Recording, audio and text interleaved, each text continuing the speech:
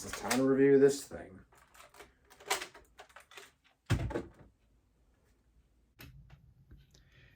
Hey guys, Gyro here, and welcome back to another review. This time we're going to be taking a look at the DX Rube, Gyro, and all of the Ultra Crystals that I have included in my collection. Now, there is a bit of a story with this one. Roughly around the same time when I got a Wizard Driver and a crap ton of Wizard Rings on American Mercari, somebody was actually selling a Rube lot for the exact same price, so roughly $100. It came with this, the Rube crystal holder, a bunch of crystals varying from Ultraman to Kaiju. Essentially came with almost everything that was in the actual show, minus one crystal in particular, this being the Victory Crystal. But I actually got this off of my friend because he was getting a Rube Gyro as well, and he was decided to buy two of the same packs for Victory. So he decided to give me the spare Victory Crystal that he had on him. But essentially, I do have the complete wave of Ultraman Rube stuff. I have the Kiwami Crystal, I have the Kyodai Crystal, not the Kyodai Crystal, the Makoto Crystal. I basically have everything except for the Orb Ring Neo, which unfortunately wasn't included in the lot, which is a little bit upsetting, but I think I'll probably just buy that separately from Kotetsu if I do get the chance to find that, because I think they do have that in stock somewhere. But with all that being said, though, let's go ahead and get started with the actual review and talk about the gimmick. So for the initial wave between both Ultraman Rosso and Ultraman Blue, we each got 4 crystals representing 4 elements to the Earth. We have fire, water, earth, and wind. And like with typical fashion, ever since Ultraman Orb that happened 2 years prior to Rube's airing, we've been doing legendary Ultraman gimmicks, and honestly, this time around, I mean, it wasn't fusions for the 3rd time, which was a huge plus for me, but a lot of people said that they had a problem with the Ultra Crystals. I mean, looking back at it now, I mean, I could see why they were a problem back then, but nowadays, I feel like they were a fine gimmick for what they had to offer. So, with all that being said, though, the actual size of the crystals aren't actually that big, comparing them to other gimmicks. For comparison, here it is next to a Sentai gear. They're relatively the same size, and I did do a comparison between these two back in my Lupin Ranger gear red version. So yeah, if you want to better in depth on that, there's going to be an info card up there or something. But other than that, though, the Ultra Crystals are actually pretty well detailed. They got this sort of intricate molding to them that kind of looks like a color timer a little bit, with the overall just the circle shape, and this sort of outlining on the inside of the crystal with the center representing their element. There's different elements for each Ultraman crystal. For instance, Mebius has the flaming kanji, while Taro just has the fire kanji. Ace has, Seven has the blade kanji, so on and so forth. X has electricity. So yeah, basically their kanji, their element is sort of a representation of what they have on for the actual Ultraman itself. And Ultraman Taro has fire because he was the first Ultraman to use a fire-themed attack, this being Ultra Dynamite. And I did watch Ultraman Taro, so I actually know what that has to represent. On the back of the crystals, we have your generic little pins and such for it actually working in the Rube Gyro, and you have these little notches here that are actually supposed to activate the overall compatibility with the gimmick as well. I'm getting a closer look, though, at the actual image of the Rube crystals. As you can see, they have the Ultra text depicting the Ultraman and their elements in the background, because for the orb cards, their names were translated into Japanese. So I also think for the Memorial Edition Orb Ring, we are actually getting the Ultraman cards, but with the show-accurate text, I think.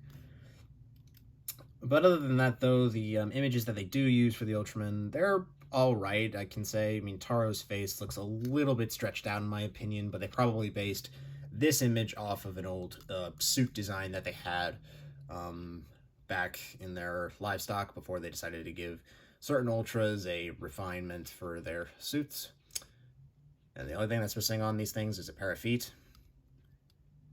I'm terribly sorry if you click off this video from that joke, but I really needed to make that joke. But at any rate, getting back on track though with the other crystals, here we have Ultraman Ginga for the element of water, which doesn't really make much sense in the grand scheme of things, because most people say, why wasn't Agil chosen to be the element of water? I can kind of get the reasoning behind that, but if you remember, Taro was a mentor to Ginga, so essentially it's the older figure teaching the younger figure how to fight, and since Rosso is the older brother to Blue, the dynamic is there as well, and I think, don't quote me on this, but I think this was also an anniversary for Ginga being off the air, I think. I'm not too certain about that. But I also should mention that the backgrounds for each crystal is different in their own ways as well. But yeah, here we have Ginga with the elements of water, as it said. Dark blue transclearance little notches for the actual crystal gimmicks. Of course, here we have Ginga's partner, Victory. And Victory being chosen for Earth was a nice choice because if you've watched Ginga S, you know that he's from Victorian, which is down below the Earth on Ginga's homeworld. Really do love Victory's design. I think it's probably one of the cooler Ultra designs we've gotten in a long time. And of course, we also do have orange little horns to represent the crystal bits there. And finally, here we have one of the more relevant Ultras in today's media, this being Ultraman Tiga, taking on the element of wind. There with a nice purple background and dark purple crystal notches there.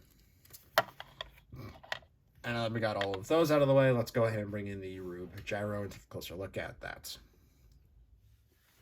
As you can see, the Rube Gyro was one of the more beefier Ultraman changers that we've had in recent years. Most people say that this is basically the Kamen Rider Belt variant of an Ultraman transformation device, because a lot of people had problems with this changer when Rube was first announced. Personally, I can understand why people think that it's a huge changer, but after this, we've gotten quite big changers in the past from this point, because last year we had the Zet Riser, which was a bit of a larger handheld device. So I think we could pretty much forgive this thing for being massive in its size.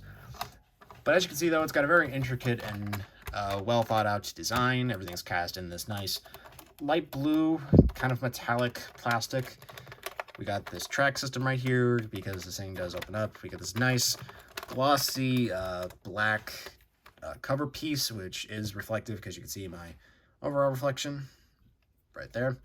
We get the crystal slot here with a little mini Ultraman with the little color timer and the pin systems to indicate what's being used in the driver.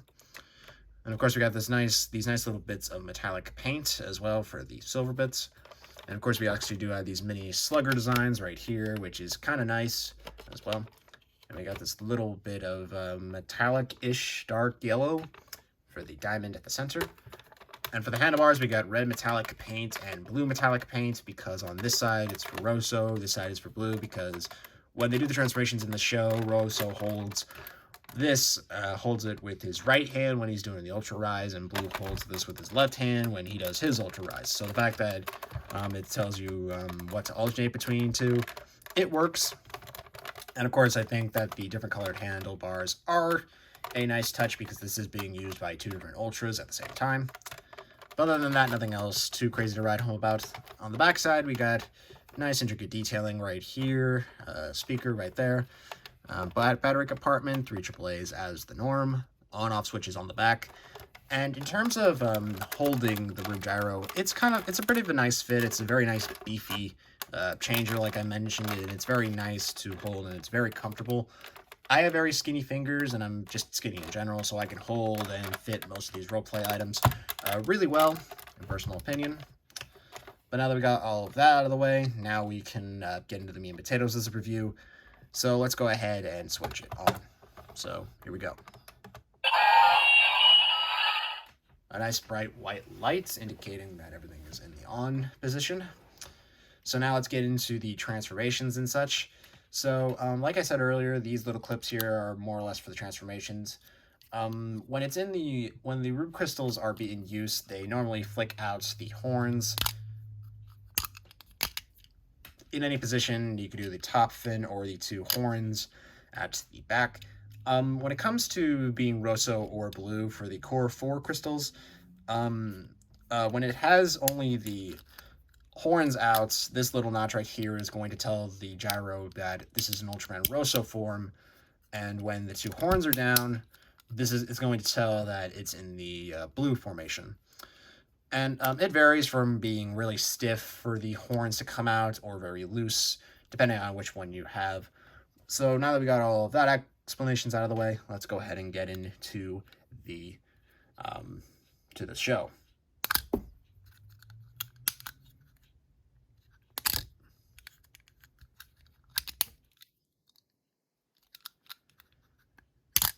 There we go. So what you're going to do is you're going to press it into the driver and make sure it's firm in with the click. Get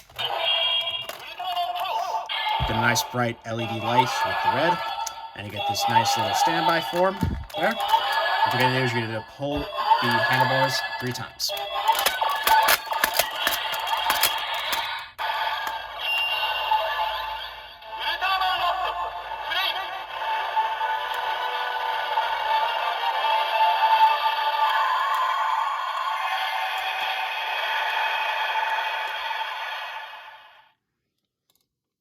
And there you go.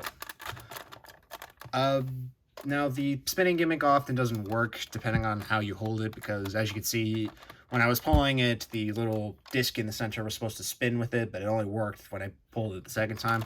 It's a minor nitpick, but it's still dazzling. It's a very nice little light show.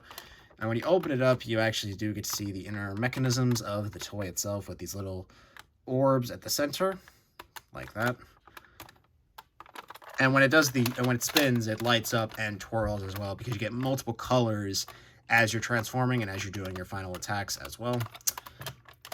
And so on and so forth. So now that we're in Ultraman Rosso flame form, let's go ahead and get into the final attack.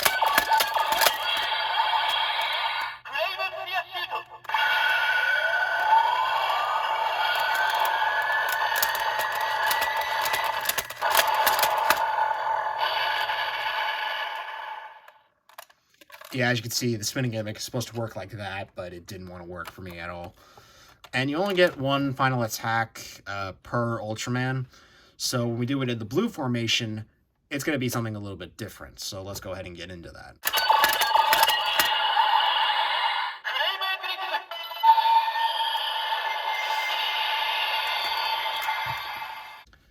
And since we brought up the topic of blue, let's go ahead and get into the blue transformation with Ultraman Ginga.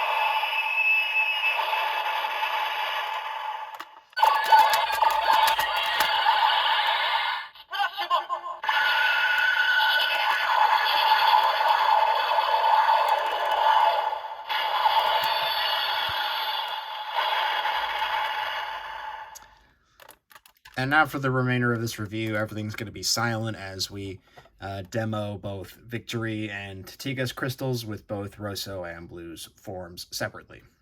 So let's get into it.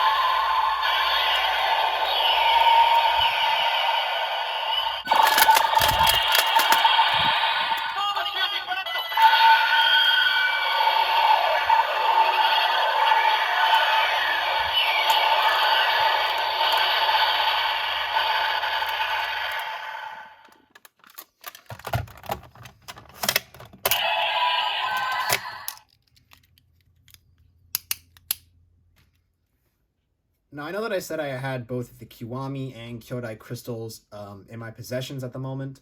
Unfortunately, I'm going to save those for a future video because honestly, I feel like those would be better off as their own separate videos because there's a lot to unpack in both of those videos rather than covering the 4 forms that were used in the general show in this video.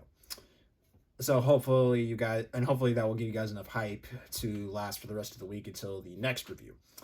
But with all that being said though, guys, thank you so much for watching this video. What are your guys' thoughts on this, on the Ultraman Rube toy line? Was it good? Was it bad? Was it great? Was it horrible? Let me know with a comment below. And with all that being said though, guys, thank you guys so much for watching, and I will see you guys next time. Goes Gyro 90, signing out.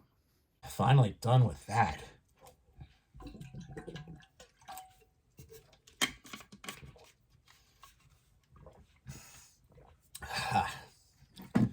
Well,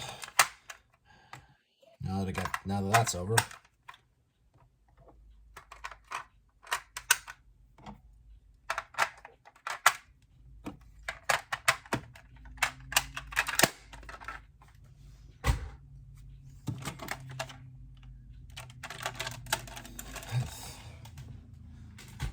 Now I have the review for next week.